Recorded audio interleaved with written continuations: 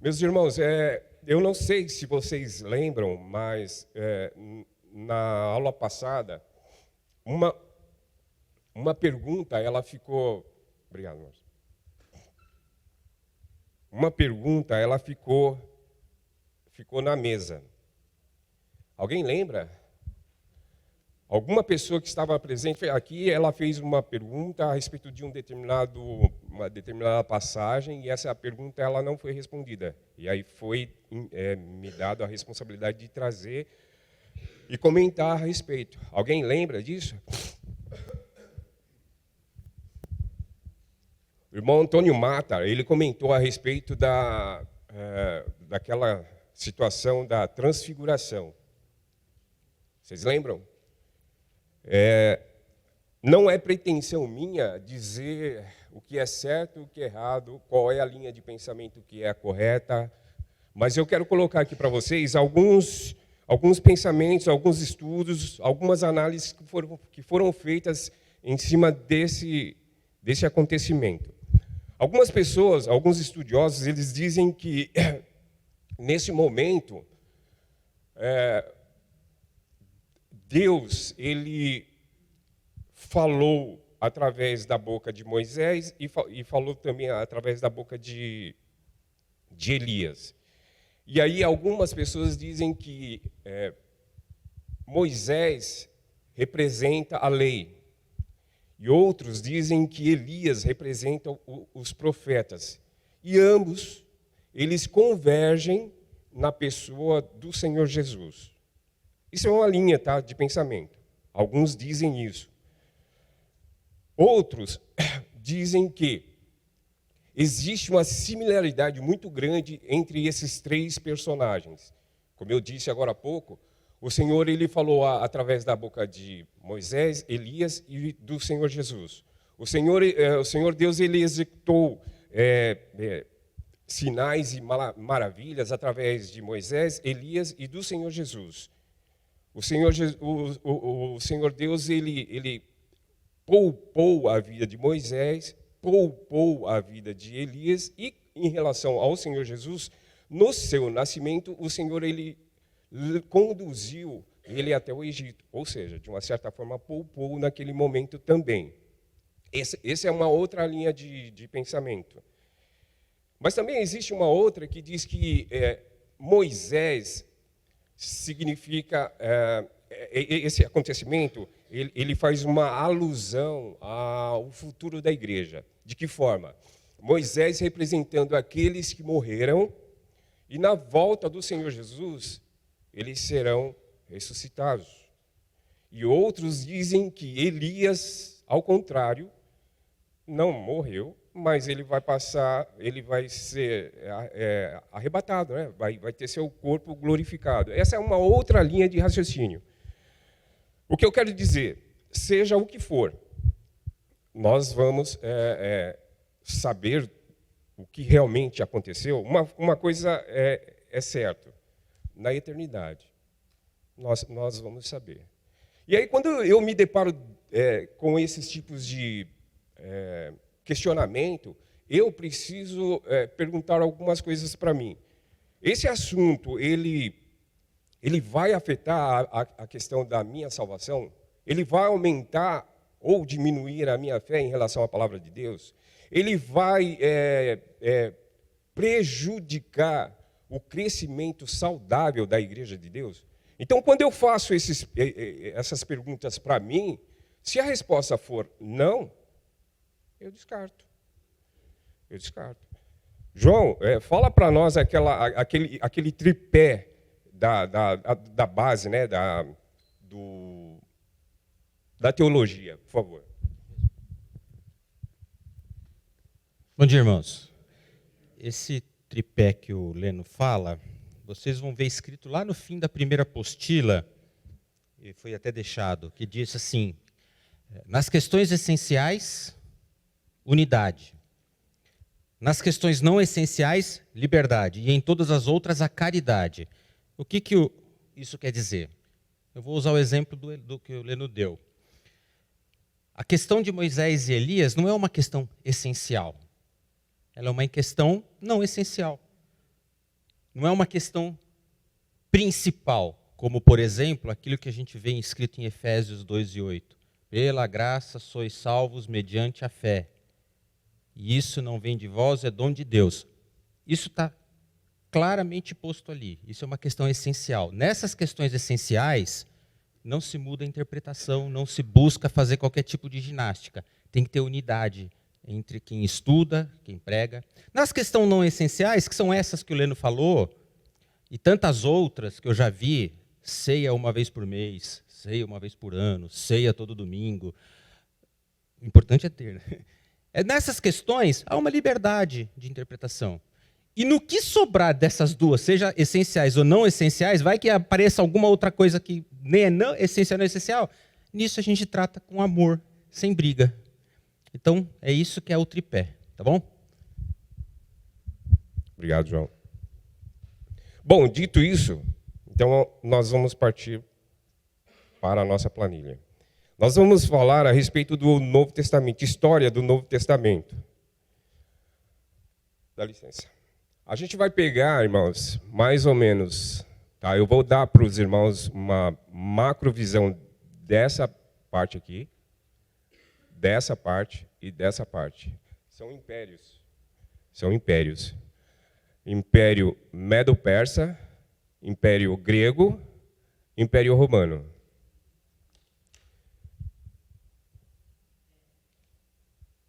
Os irmãos, eles podem fazer as anotações, as perguntas, e a gente, na medida do possível, a gente vai respondendo.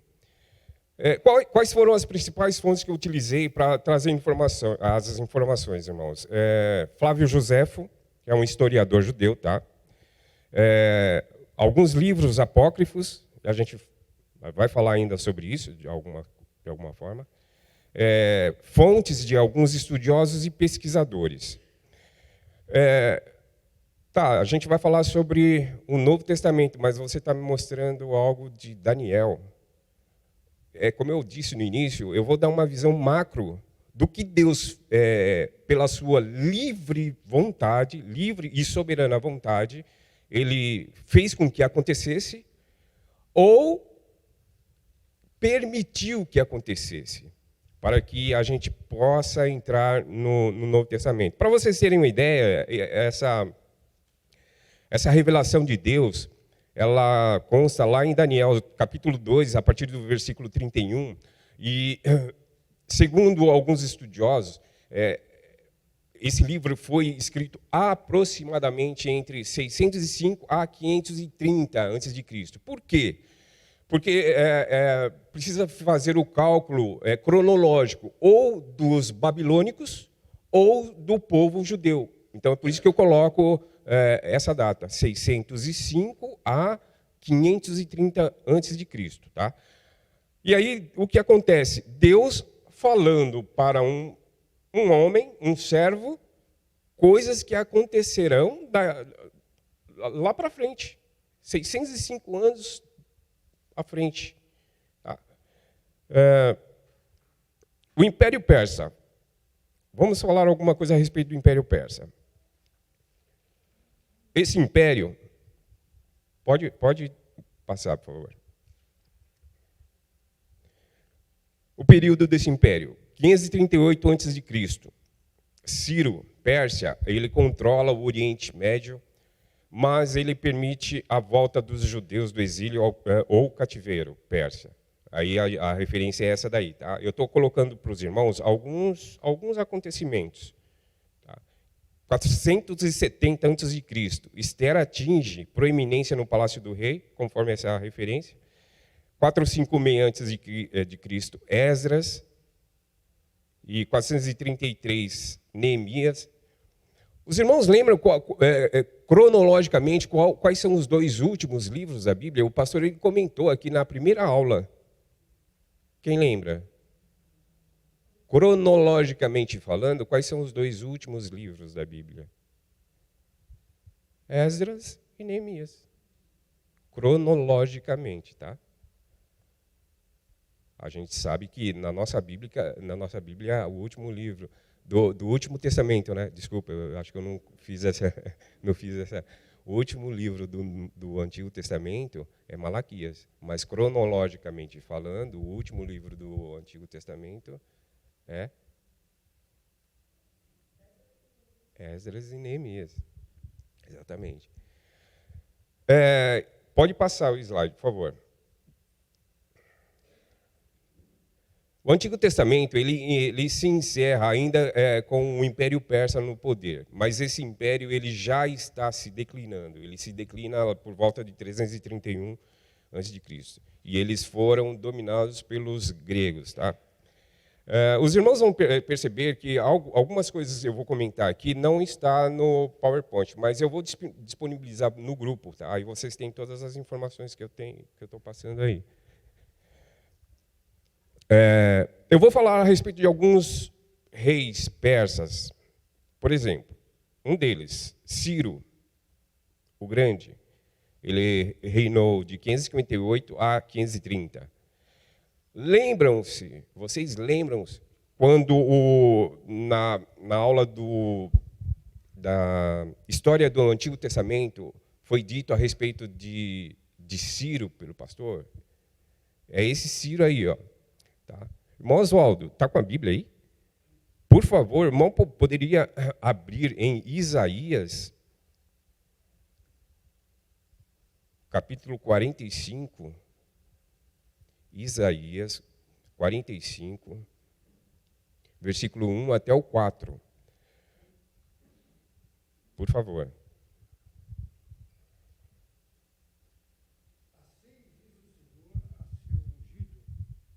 Ciro.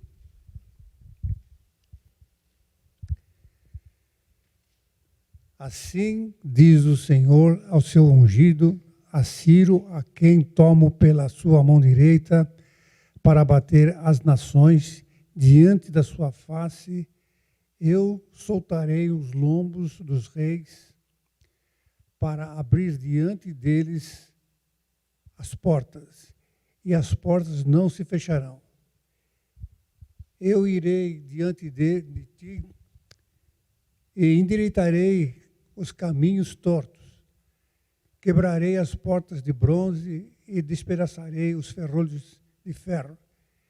E te darei os tesouros das escuridades e as riquezas encobertas, para que possas saber que eu sou o Senhor, o Deus de Israel, que te chama pelo seu nome. Por amor do meu servo Jacó e de Israel, meu eleito, eu a ti te chamei pelo teu nome, pus-te o teu sobrenome, ainda que me não conhecesses. Obrigado, irmão. Aí nós vemos Deus usando um homem que não é do seu povo, né? Não é judeu, e Deus usando um homem para que os seus propósitos e as suas vontades se realizem. Isso nos remete à soberania de Deus. Soberania de Deus. Em todos os pontos da história. Um outro rei, Xerxes ou Assuero, esse nome é conhecido dos irmãos. 486 a 465. Esse homem casou-se com Esther. A festa do Purim, ela é realizada até hoje, né? Por que Purim? Pur, no persa, significa sorteio ou sorte.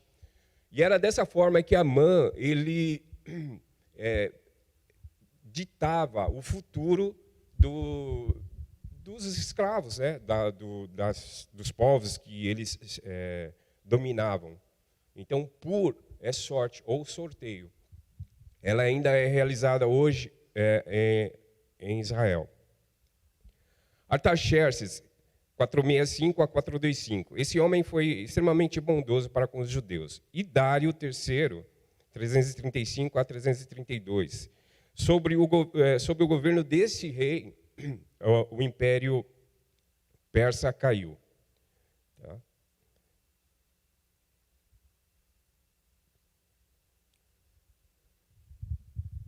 Dois pontos que aconteceram nesse período.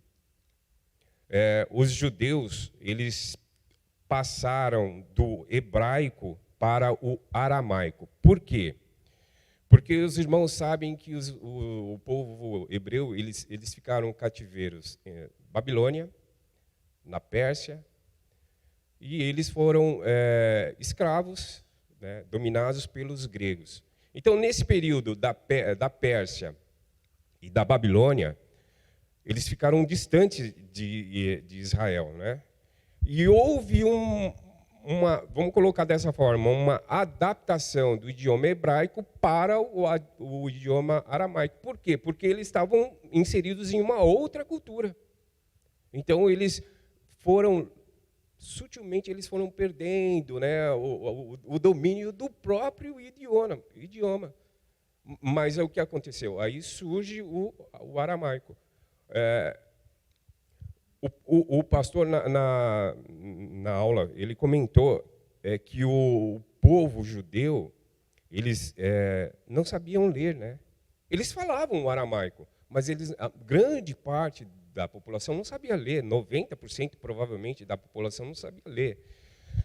E como é que eles recebiam as instruções da palavra de Deus? Através dos sumos sacerdotes, fariseus, escribas, saduceus. O que acontece aí é que eles passavam, esses homens que eu acabei de falar, eles passavam os ensinamentos de Deus para o povo de uma forma um tanto que distorcida. Vocês lembram quando o Senhor Jesus ele fala assim, ouvistes o que foi dito, eu, porém, vos digo. Vocês lembram quando ele usa esse tipo de comentário? Dois pontos a gente precisa considerar. Quando ele fala assim, vocês ouviram o que foi dito, ele está corrigindo um ensinamento meio que deturpado e se colocando acima daqueles que ensinaram. E então ele atrai para ele autoridade. E ele tinha autoridade para fazer isso. Entenderam? Conseguiram perceber? Então os judeus já não tinham leitura, tinham muita dificuldade na questão do hebraico, eles falavam aramaico na ocasião, e eles recebiam informações e instruções de forma deturpada. Esse era o quadro dos judeus na ocasião. Uma outra coisa que acontece aqui é que o grego ele toma conta da sociedade. O grego passa a ser o que o inglês hoje é na nossa cultura atual. Tá? Ele toma conta da artes, costumes, filosofia, política, literatura, até no militarismo. Aí a queda do Império grego macedônio. Esse período, irmãos, é considerado período helenístico. Tá? Por que helenístico? Porque a língua grega ela é considerada, chamada de helênica. Então, período helênico. Tá? Os gregos eles são reconhecidos como os helenos. As vitórias do mundo são as vitórias desse império, elas acontecem de forma muito rápida. Tá? Se vocês voltarem lá na imagem, vocês vão ver 4 asas e 4 cabeças nesse período. Esse número 4, a gente não deve levar ele literalmente, tá? Considerar ele como 4, literal, mas sim como uma diversidade de acontecimentos. Nesse período, no mundo, estão acontecendo várias revoltas, várias guerras, vários conflitos. Então, esses acontecimentos eles são muito rápidos. Tá? Por isso, a pluralidade. Vamos considerar dessa forma. Alexandre, as vitórias são muito rápidas, que representam as 4 asas, sob o comando de Alexandre Magno, ou Alexandre o Grande. Fizeram da Grécia um período mundial que acaba em aproximadamente 331. Envolve a Grécia, a Pérsia, que é o atual Irã, Ásia, Egito, Afeganistão, Paquistão, Rússia e parte da Mongólia, até a morte de Alexandre, que vai acontecer em 323 a.C. Depois da morte de Alexandre, esse império grego, ele é dividido em 4 partes. Tá? Esse também é o período ministerial do profeta Malaquias. E eu vou pedir para a Márcia abrir em Malaquias 4, de 4 a 6.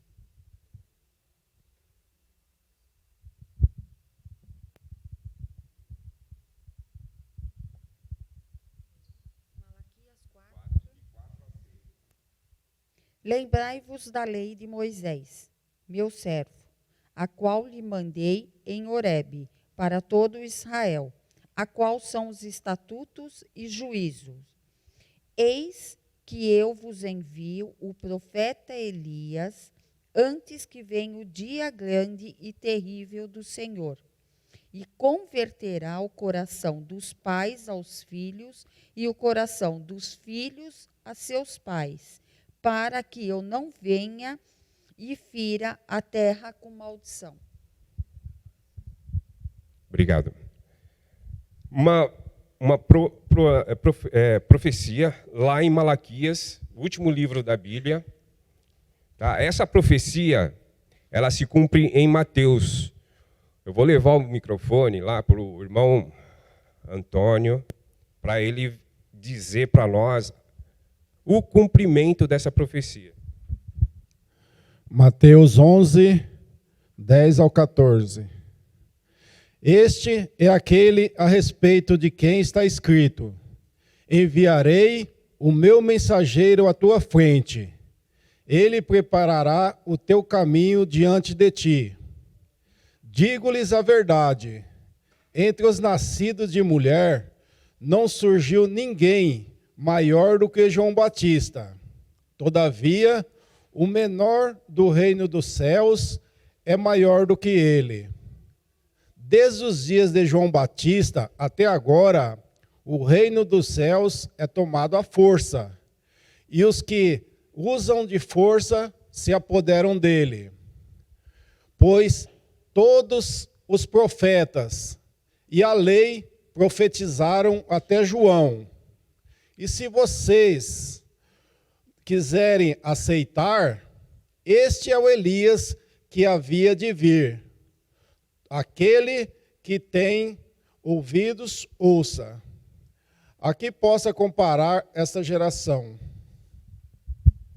Obrigado, Antônio. Então, irmãos, vocês percebem aí o Senhor Deus falando em Malaquias que ele vai fazer determinada coisa, isso é o Antigo Testamento, e aí chega lá no Novo Testamento, essa profecia ela se cumpre.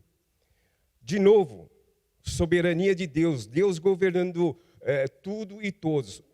Na aula inaugural, nós tivemos uma breve comparação. João fez uma breve comparação do espaço, né, da nossa galáxia. O homem, a limitação do homem, a finitude do homem é imensa. Mas nós estamos conversando a respeito de um Deus que está além, mas muito além disso. Aí fica, como é que pode? Pode porque Ele é Deus, Ele é Criador, Ele é soberano, Ele está acima de tudo. Ele não está sujeito a absolutamente ninguém. No início eu falei a respeito da livre e soberana vontade que Ele faz com que as coisas aconteçam. Ou Ele permite que essas coisas venham a acontecer. Por acaso algo fugiu do controle dele? Absolutamente. Absolutamente. Então aqui, irmãos, propriamente dito, aqui nesse período aqui, nós entramos no que os estudiosos eles dizem os 400 anos de silêncio de Deus. Eu, particularmente, eu não gosto desse tipo de definição. Eu prefiro chamar que é um período de preparação do terreno da parte de Deus. Tá? Que o pessoal chama de período interbíblico. Nós falamos, a Márcia leu a respeito de Malaquias, é o último livro que nós temos no Antigo Testamento. E aí nós entramos num período que os estudiosos dizem que é um período onde Deus se calou. Né? Eu quero colocar 2 pontos aqui. Quer dizer, 1 ponto.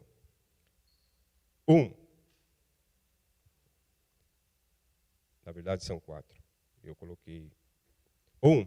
Deus, ele não levanta nenhum profeta, isso é fato. 2. Deus permite que os esforços humanos nas questões espirituais falhem.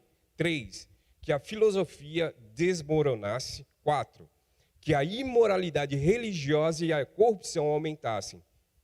Mas muita literatura grega, principalmente, ela foi produzida dentro desse período. Aí nós encontramos os apócrifos, tá?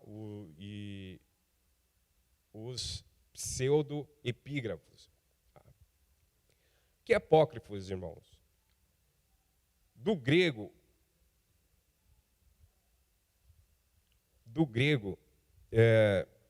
apócrifos, oculto, secreto. Doutrinariamente falando, esses livros, para nós, não têm importância. Por quê? Porque o que de fato é importante para nós, o Senhor já nos colocou aí na Bíblia. Então, doutrinariamente falando, apócrifos para nós não tem valor nenhum. Mas, historicamente falando, são muito bons. Muito bons. Tá? Eu vou colocar alguns nomes aqui. 1ª ou 3ª de Esdras, 2ª ou 4ª de Esdras, Tobias, Judite, Esther.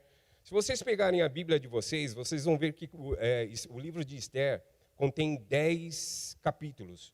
No 10º capítulo, são 3 versículos. Esse apócrifos aqui acrescenta mais 10 versículos no livro de Esther. Por isso que precisa tomar muito cuidado em relação a isso. Pseudo-epígrafo. O que é isso? São livros cujos textos é atribuída a uma falsa autoria ou um título falso. Por exemplo, livro de Enoque, Segredos de Enoque, o livro dos Jubileus, Apocalipse grego de Baruque, entre outros. Tá? Isso para nós não tem importância nenhuma. E aí nós vamos para o próximo slide, por favor. A divisão do Império Grego.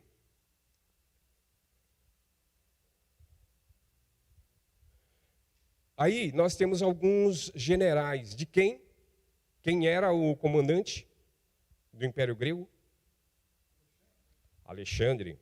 E aí nós temos 4 generais de Alexandre que eles dividem o reino. Cassandro, e aí ele abraça a Grécia e Macedônia, que é a atual Albânia, Bósnia, Sérvia, parte dos países Balcãs lá. Talvez o João comente alguma coisa a respeito disso. Temos Lisímaco, que ele abraça a Trácia e a Ásia Menor, que é a parte da Península Anatólia, que é a atual Turquia ou Bulgária. E Bulgária. Nós temos Seleuco, que abraça a Antioquia, que é a Síria, e Oriente Médio, e Babilônia também. Tá? Afeganistão, Israel, Iraque e Turquia. E temos Ptolomeu, que abraça o Egito e parte da Palestina. O que eu quero salientar aqui, que é para a gente focar nesses 2, Seleuco e Ptolomeu, tá? A gente vai falar sobre eles, tá bom? Slides, o próximo slide, por favor. Nesse período aqui, irmãos, vários conflitos militares entre Egito, que são os Ptolomeus, e a Antioquia e a Síria, que são os Seleucidas, que são generais, tá? São generais. Acontecem. A Judeia, ela era nessa ocasião, ela era dirigida, espiritualmente falando, pelos sumos sacerdotes, que prestavam contas ao governo persa. nesse período também, o que acontece? Um tal de Antíoco Epifânio, esse cara, ele é um comandante Seleuca. Esse cara, ele entra no templo e ele ergue o templo que eu estou falando é o templo de Jerusalém. E ele ergue um templo a Zeus. Zeus é um deus do Olimpo. E esse altar ele fica de 167 a.C. até dezembro de 164. Você encontra essa atrocidade lá em Daniel 11, 21 a 31. Isso para os judeus, irmãos, isso era algo inadmissível, tá? E é exatamente por isso, é exatamente por essa atitude desse homem que inicia-se a revolta dos Macabeus. E aí nós temos Matatias como pai e Judas e seus irmãos. Nesse período acontecem esses conflitos aí, tá? Nesse período também, a Septuaginta, ela é patrocinada, vamos colocar dessa forma, pelos Ptolomeus. Então nós vimos aí, um comandante Seleucida, ele entra no templo e comete uma atrocidade.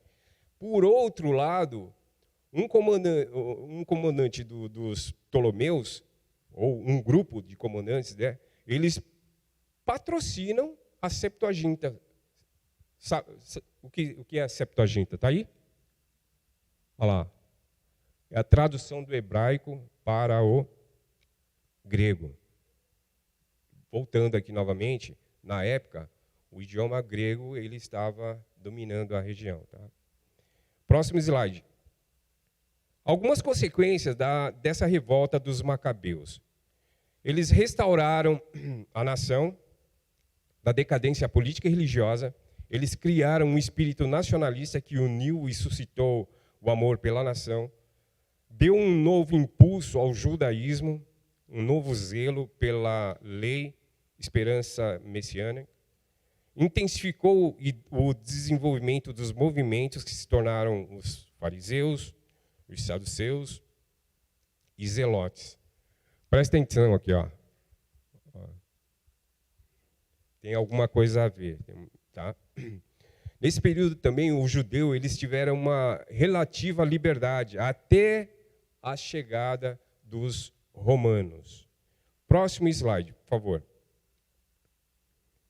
E aí chega os romanos. Eu estou passando para vocês informações muito concentradas, tá? Se a gente for entrar em alguns detalhes, mesmo porque mais para frente nós vamos falar a respeito dos evangélicos sinóticos, o Evangelho de João, Atos, nós vamos falar a respeito das cartas de Paulo, tá? Então, no momento a gente fica só nisso, tá? Mas a gente ainda vai tratar sobre isso. Então, chegamos em Roma. Aqui, lembram da estátua? Aqui nós estamos na parte das pernas, coxa e perna. Nesse momento, nós começamos a pisar no solo do Novo Testamento. É nesse momento aqui. Tá? Falar alguma coisa a respeito do Império Romano. Próximo slide, por favor.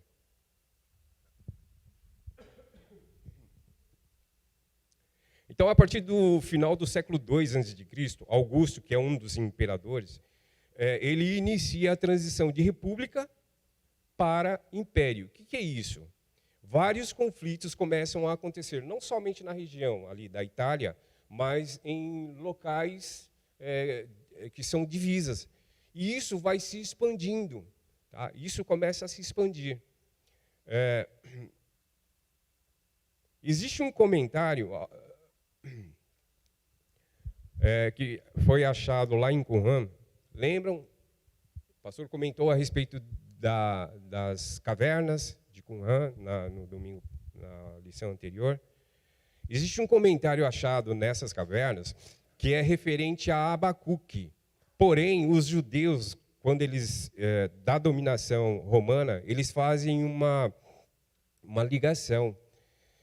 E é mais ou menos assim, é um texto, tá? Eu vou ler para os irmãos, é o texto que está aí. Todas as nações estão debaixo do horror e do medo deles. E no concílio, todos os seus desígnios são para fazer o mal, e eles agem com engano e artimanhas. Com todos os povos, eles marcham sobre a terra como cavalos e animais. Eles vêm de longe das terras litorâneas para devorarem todos os povos como uma águia, e não se satisfazem. Com ira, furor, fisionomia furiosa e aspecto impetuoso, eles falam com todos os povos, zombam dos grandes, desprezam os poderosos, divertem-se com os reis e princesas e escarnecem de gente importante. Nós estamos falando a respeito do Império Romano. Nós falamos alguma coisa a respeito do Império Medo-Persa, falamos alguma coisa a respeito do Império Grego, houve também o Império Babilônico, mas nenhum desses impérios, inclusive o romano, nenhum desses impérios, eles foram tão hostis e cruéis para com o povo de Israel, quanto o Império da Assíria. O Império da Assíria, eles eram terríveis. Então, ainda assim, com toda a perseguição, com toda a dificuldade, com toda a matança, com toda a crueldade que o povo judeu foi tratado nesses impérios, não se comparam com o Império Assírio. Próximo, por favor. Para manter a máquina do Império Romano, eles passam a cobrar impostos e tributos. Em 40 a.C., a província da Síria e Judéia são invadidas pelos partos. São povos que ocupam a região do Irã e Turquia. Herodes foge para Roma, onde é declarado rei. É um rei fantoche, tá? Na verdade, é um rei manipulado pelos romanos. E depois ele retorna sob a proteção de Roma. Próximo slide, por favor. Eu vou falar a respeito de alguns Herodes aqui. Herodes o Grande. Esse homem ele reinou de 37 a 4 a.C. Esse é o patriarca. Ele era de origem edomita. Lembram de Edom? Quando o povo de Deus ele está no êxodo, ele é obstruído, né, e tem a sua passagem dificultada por uma determinada nação. Que nação é essa? Edom. Então, esse Herodes, ele é edomita. Tá? Ele é descrito como um louco por ter assassinado sua própria família. E ele também era bisavô de Salomé. Quem foi Salomé no Novo Testamento?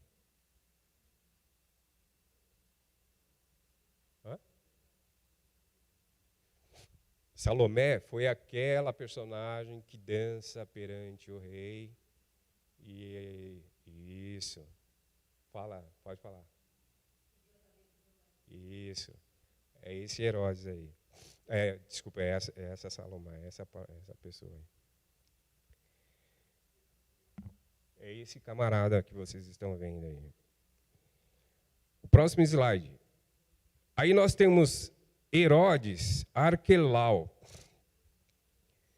Esse senhor aí, ele reinou de 4 a 6 depois de Cristo. Por ser incompetente administrativa e diplomaticamente, esse cara ele foi substituído pelo imperador Augusto. Ele estava no trono quando José ele foi avisado pelo anjo. Isso vocês encontram lá em Mateus 2, 22. Como eu falei, esse material aqui vai ser disposto lá no grupo, tá? Então, vocês estão fazendo a anotação, mas fiquem tranquilos. Vai ser disposto lá para vocês. E aí, próximo slide, por favor. Aí nós temos Herodes Arquelau. Não, Arquelau já falei? Já falei, né? É isso, Antipas. Esse daí, ele reinou de 6 a 39 depois de Cristo. Esse foi o assassino de João Batista, tá? Esse cara, ele edificou Tiberíades em homenagem a Tibério César. Vocês encontram lá em Mateus 14, de 1 a 14. O Senhor Jesus, ele faz um comentário e ele lança um adjetivo para esse cara aí, ó. Eu vou pedir para a Leia. Leia, diz para nós qual foi o adjetivo que o Senhor falou. Naquela mesma hora, alguns fariseus aproximaram-se de Jesus e lhe disseram: saia e vá embora daqui, pois Herodes quer matá-lo. Ele respondeu: vão dizer àquela raposa: expulsarei demônios e curarei o povo hoje e amanhã, e no terceiro dia estarei pronto. Raposa. Obrigado, Léa. Então, esse cara aí, ó, o Senhor Jesus chama e ele designa esse cara como raposa. E aí, curiosamente, eu falei, o que é isso aí? Aí eu fui lá. O que é raposa? Faz parte, são os animais da família dos canídeos, que eles são astutos e sagazes. É esse cara aí, ó. Ele tem, né? É verdade, pastor.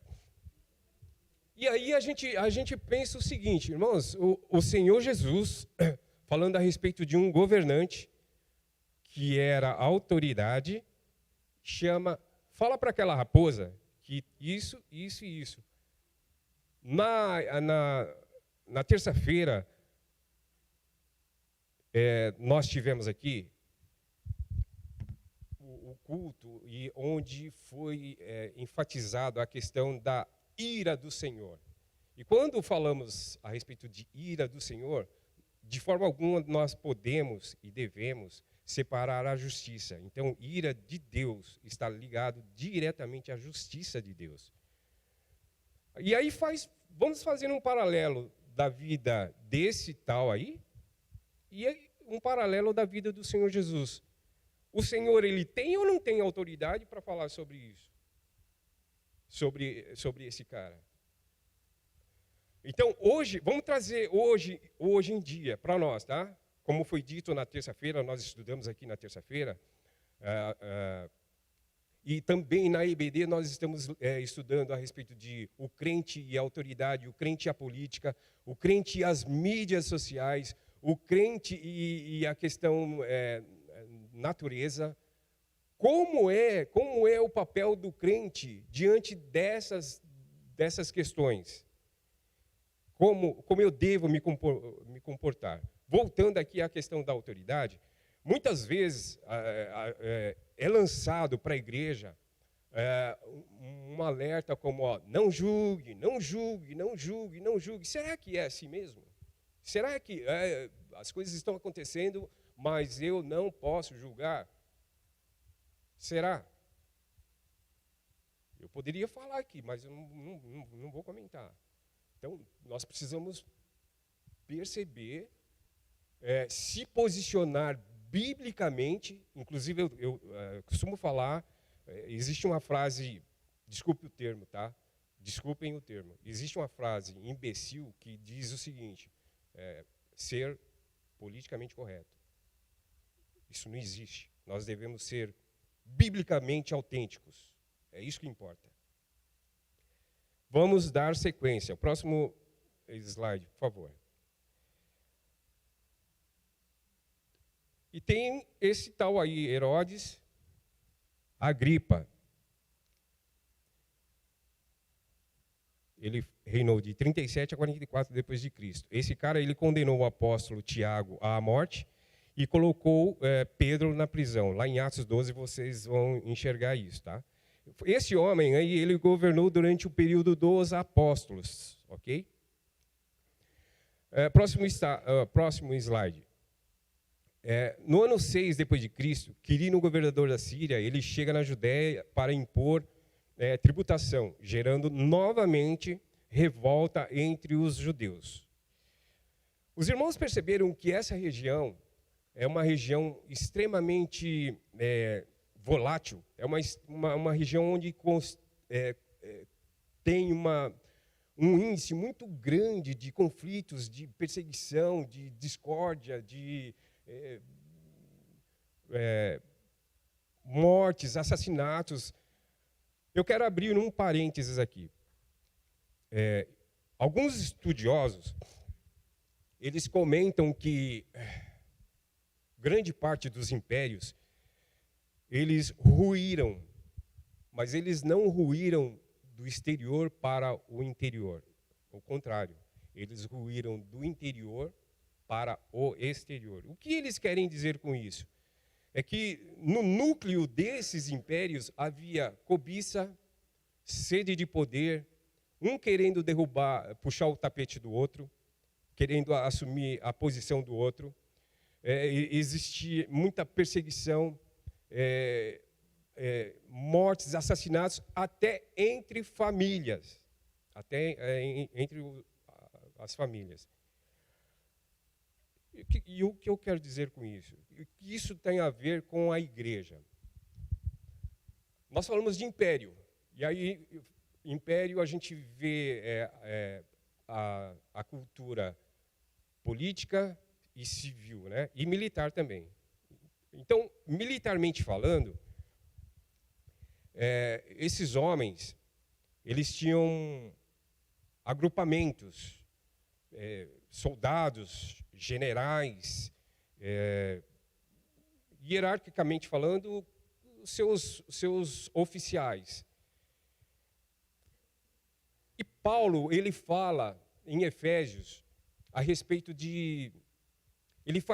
na verdade, Paulo ele faz um paralelo do cristão com um legionário romano. Capítulo 6 de Efésios, vocês vão perceber que Paulo faz essa comparação. Existe um louvor que diz que o nosso general é Cristo. E aí, eu estou falando isso, é linguagem militar. É linguagem militar. O que eu quero dizer com isso? Se esses impérios, eles vieram à ruína, porque partiu do interior para o exterior, e aí eu falei a respeito de Paulo, eu falei que ele faz um paralelo do cristão com um legionário romano. Eu também falei a respeito de... esses mesmos impérios, eles tinham uma ordem, né, hierárquica na sociedade civil e na questão militar. A igreja não é diferente, irmãos. Na igreja, nós temos ordem, disciplina. Por quê? Quando a gente olha a igreja, é inevitável, a gente observa o céu. E nós temos Deus Criador, Deus Filho, Deus Espírito Santo, anjos, arcanjos, serafins, querubins. É ou não é uma ordem? Isso é ou não é uma ordem? Foi dito aqui, o universo que nós conhecemos, ele segue uma ordem. Ele segue uma ordem natural. O Senhor Deus, na criação, ele disse assim para os oceanos, para as águas dos oceanos: vocês cheguem até um determinado limite. Aí ele vai para as estrelas e ele dá uma ordem.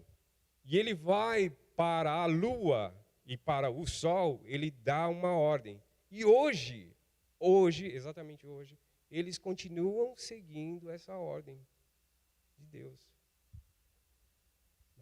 A igreja não pode ser diferente. Na igreja não pode, não deve ser diferente.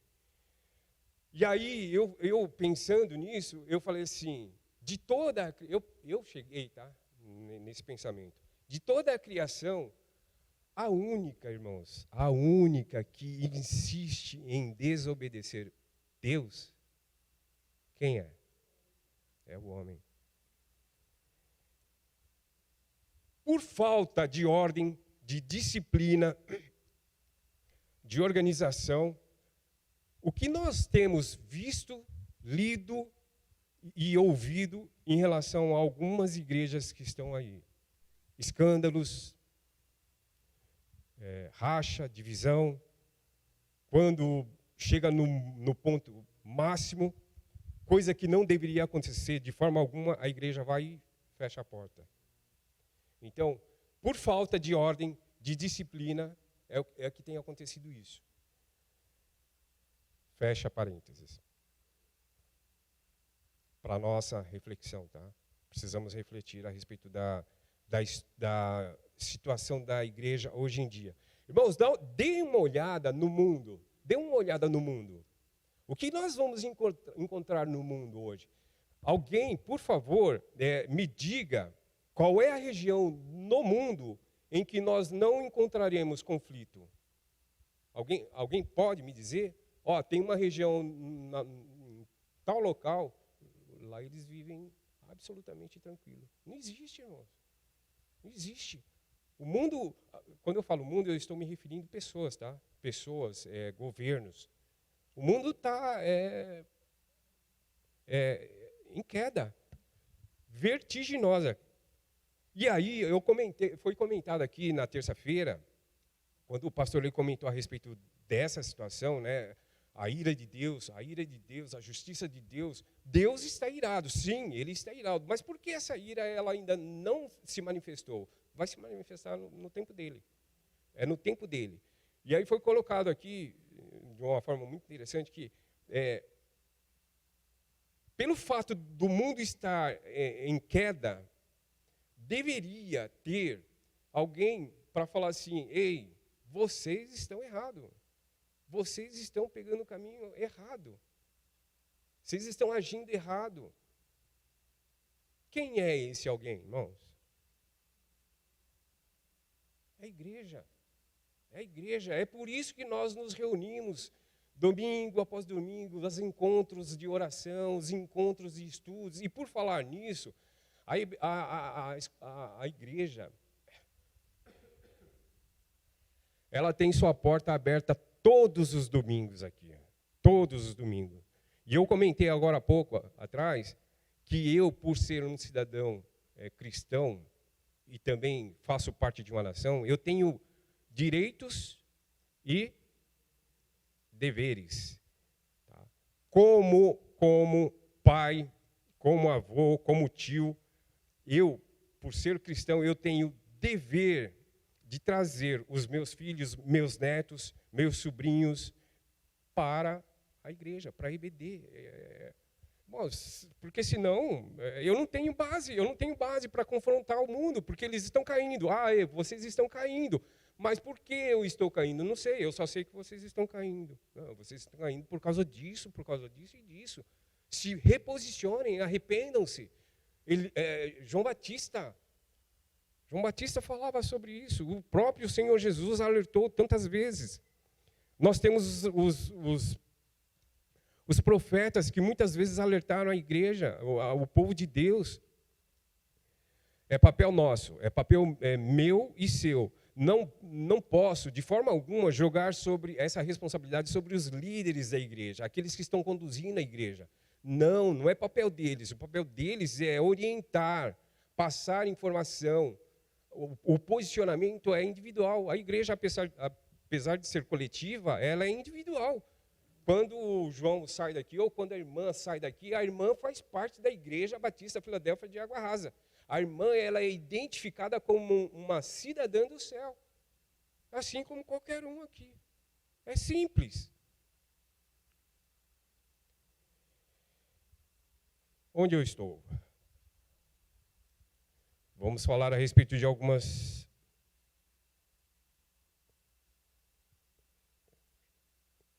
Deixa eu voltar aqui. Desculpa aqui que eu estou meio perdido aqui, irmãos.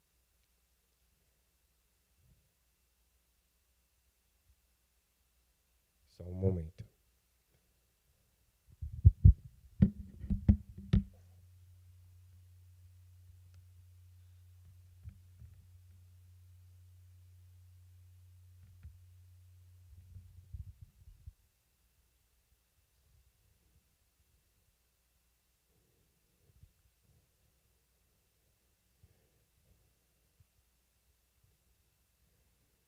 Só mais um momentinho, por favor.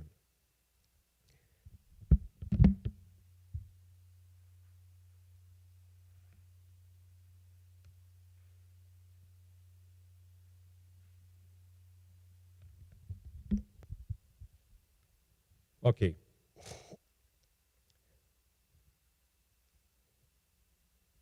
Zelotes. Essa seita ela foi estabelecida por Judas, o Galileu, que liderou uma revolta contra a dominação romana no ano 6 depois de Cristo. Por quê? Porque eles rejeitaram o pagamento de tributo pelos israelitas a um imperador pagão, sob a alegação de vou botar aqui, que tal ato era uma traição contra Deus. Lá em Lucas 6:15, está falando sobre isso, fala sobre isso, tá? Aqui a gente percebe que o povo judeu, eles tinham uma expectativa de um libertador, de um Messias. Por quê? Porque eles estavam vindo de perseguição, de escravidão. Então eles ansiavam para que Deus mandasse para eles um Messias, um libertador.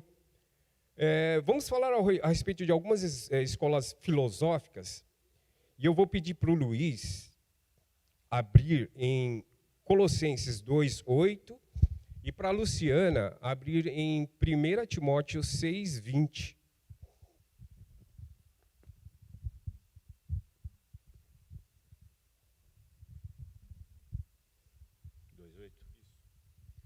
Cuidado que ninguém vos venha a enredar com sua filosofia e vãs sutilezas, conforme a tradição dos homens, conforme os rudimentos do mundo, e não segundo a Cristo. Obrigado, Luan.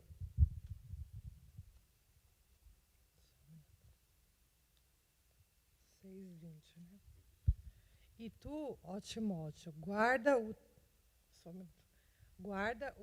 o que te foi confiado, enviando os falatórios inúteis e profanos, e as contradições do saber, como falsamente lhe foi chamado. Chamam, né? Desculpa. Obrigado, Lu. Obrigado ao casal. Então, nós estamos falando a respeito de algumas escolas filosóficas. Paulo, nessas duas referências aí, ele chama a atenção para tomar cuidado, para nós tomarmos cuidado. Naquela época, já existia isso, hoje em dia muito mais ainda, tá? E nós precisamos tomar cuidado como igreja. E aí vamos falar a respeito dos epicureus. São filósofos gregos, eles derivam seu nome de Epícoro, 341 a 270 a.C., que pertencia a uma família de colonizadores atenienses da ilha de Samos. Qual era a doutrina principal? Materialismo. Eles eram materialistas. Estoicos. O nome deriva de stoa poetique, o pórtico pintado. Qual o fundador? Zeno. A filosofia e doutrina. Eles acreditavam que tudo que existia estava sob a determinação de uma força cósmica, harmônica, e que a virtude estaria em viver de acordo com o seu desígnio. Em outras palavras, a lei da natureza. Tá? Próximo slide, por favor. Apagou? A gente fala a respeito dos saduceus, tá? No hebraico, saduquim, pode ser uma forma hebraica do grego syndikoi, que significa síndicos, membros do conselho, ou, no caso, eles faziam parte do sinédrio. Eles mesmos, porém, associavam a palavra com o hebraico sadik, que significa justo. O próximo, por favor. Estranho.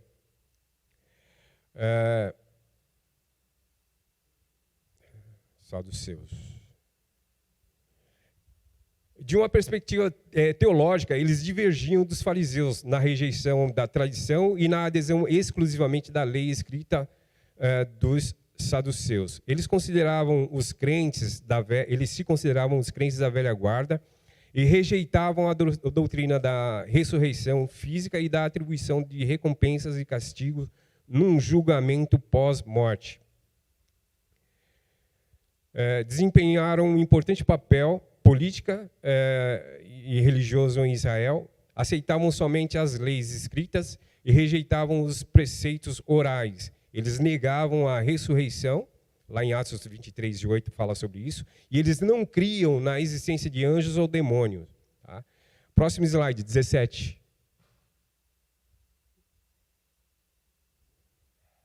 Esses são os fariseus. Uma explicação do nome provavelmente seria do hebraico peruzim, ou aramaico perishaia, separatistas ou separados. Próximo slide, por favor. Paulo, ele era um fariseu. Lá em Atos 22:30 fala sobre isso. Né? Eles criam na lei oral, em conjunto com a lei escrita, e foram os criadores da instituição da sinagoga, lá na Babilônia. Doutrinas como ressurreição do corpo, juízo futuro, hierarquias de bons e maus espíritos, anjos e demônios, organizados em dois reinos opostos. Tomavam cuidados extremos no que dizia respeito à pureza ritual, às leis sobre alimentos, à lei do sábado e outras afim. Evitavam rigorosamente tudo que pudesse lhes causar impureza cerimonial. Eles eram profundamente escrupulosos no tocante à manutenção das regras sobre o dízimo dos produtos da terra. Lá em Lucas 18 fala sobre isso, essa é a referência. Eles levavam muito a sério a doutrina bíblica da soberania de Deus sobre o universo e da reversão dos atos humanos em favor dos propósitos divinos. Ambrósio, por favor, você poderia falar alguma coisa para nós a respeito dos escribas? Amém. Graças e paz, queridos. O irmão Leno está falando sobre os partidos, né? Eram partidos religiosos, né? Que partidos dá um sentido assim de uma parte de um todo. Então a religiosidade era partida em vários segmentos religiosos, como o Leno comentou sobre vários. Né? Mas os escribas especificamente, apesar de não serem colocados como um partido tradicional, como os zelotes, fariseus e saduceus, assim, os escribas eles eram meio que os guardiões da lei. Eles escreviam a palavra de Deus, eles reescreviam. Quando tinha que escrever algum texto bíblico no passado, no Antigo Testamento, eles escreviam. Eles também, em alguns lugares, eles eram chamados de copistas. Né? Por exemplo, Esdras, em vários textos bíblicos, ele era chamado de escriba. Os escribas eram meio que os guardiões. Eles eram, nos tempos do Novo Testamento, eles seriam chamados de mestres. Então, eles eram os mestres da palavra, eles eram meio que os doutores da palavra. O apóstolo Paulo ele fala sobre isso em Efésios, mas ele chama de mestres, não de escribas, porque escribas ficou corrompido, né? Então, aqueles que guardavam a lei se corromperam, assim como os outros partidos políticos e religiosos que o Leno citou. Então, os escribas eles eram que um partido, não especificamente religioso como a estrutura desse que o Leno citou, mas eles eram aqueles que eram os guardiões, os mestres da palavra. Mas eles se corromperam com o mundo, começaram a ensinar doutrinas de homens, como o Senhor Jesus fala, e aí o nome deles, escriba, se corrompeu. Era um nome glorioso, um nome importantíssimo, um nome de uma autoridade eclesiástica no passado muito grande, mas se corrompeu.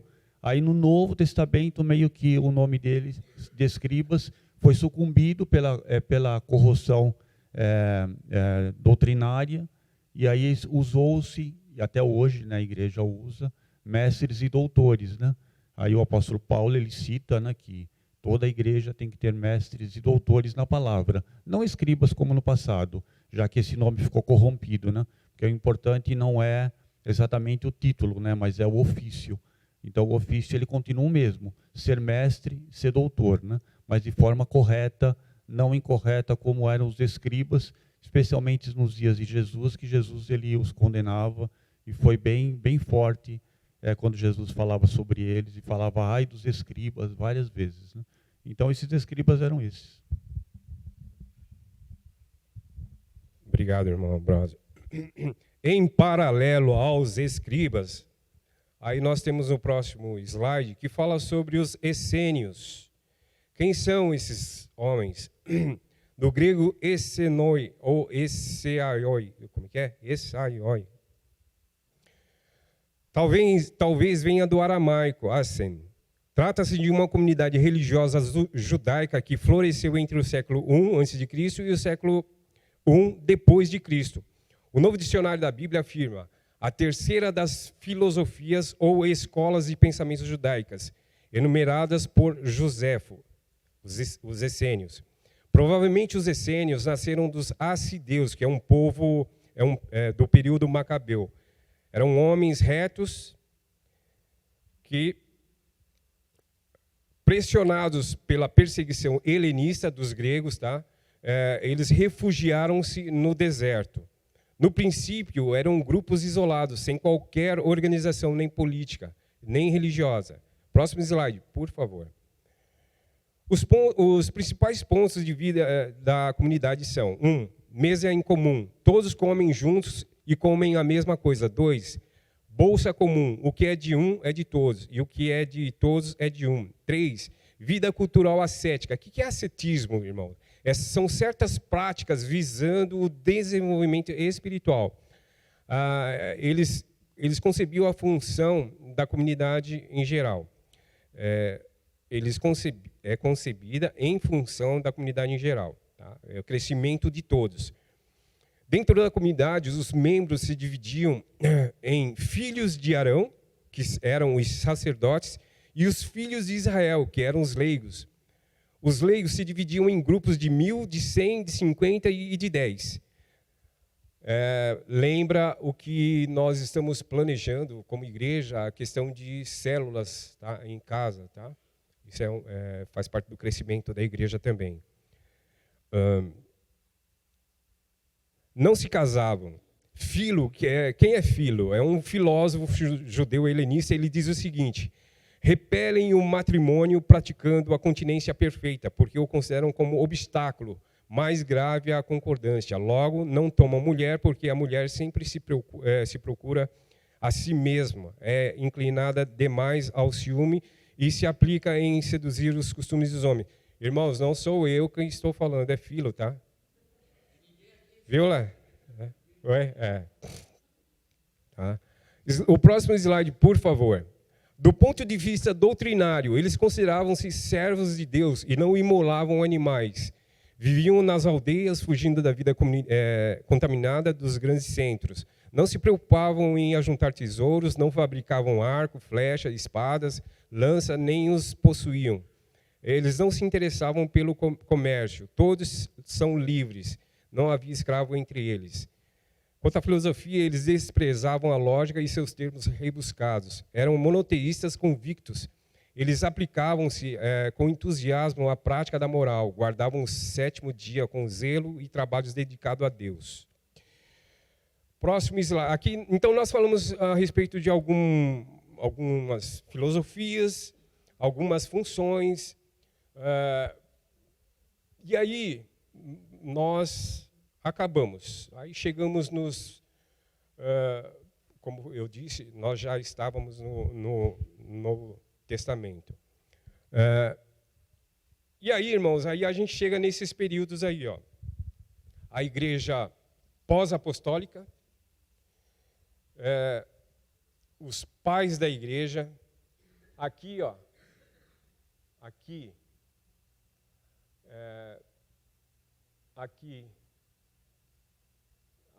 e aqui, nós temos muita informação para passar. Muita, mas muita mesmo. A igreja pós-apostólica, os pais da igreja, os concílios da igreja. A igreja no período medieval, que é a Inquisição, os valdenses, Wycliffe, que é a tradução da Bíblia para o inglês, John Gutenberg, período da reforma, reforma aos peregrinos, puritanos e assim por diante. Isso é tudo temas para as próximas reuniões. Diga, Mari.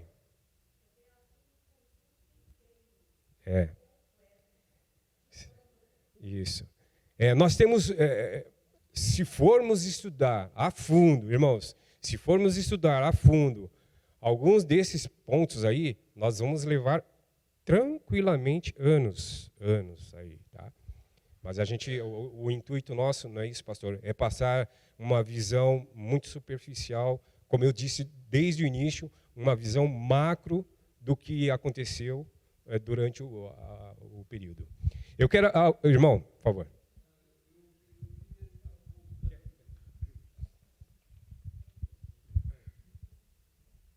Graças e paz, irmãos. Não, eu queria fazer uma colocação que achei interessante. Já foi ventilado muito o assunto com relação aos manuscritos e tudo mais. E com relação aos essênios, nós falamos sobre os essênios. E os essênios, eu não sei, eu vi vários estudos onde dizia que Paulo era essênio, era um dessa religião, né, essênio. Então, para nós é importante no Novo Testamento saber por que ele, as atitudes dele com relação aos primeiros cristãos e tudo mais. Então, está ligado a toda aquela lista que você colocou ali, né? E era o de Paulo. E também os manuscritos do Mar Morto, pelos estudos, dizem que foram feitos pelos essênios também. Não sei, o pastor confirma isso, né? Muito bem colocado pelo irmão Elcio. De fato, existe uma grande probabilidade que sim, que tudo que foi encontrado, existe uma grande probabilidade, não é confirmado, mas tudo que foi encontrado em Qumran, sim, provém deles. Porque como o Ambrósio ele falou a respeito dos escribas, eles eram os responsáveis pela escrita. Os essênios, eles foram responsáveis pela guarda. É provável, não estou afirmando. Mas fica como sugestão, nós podemos abordar essas questões sim, e aí eu sugiro que o irmão coloque isso no papel e depois passe para nós, para a gente poder colocar aqui, tá bom?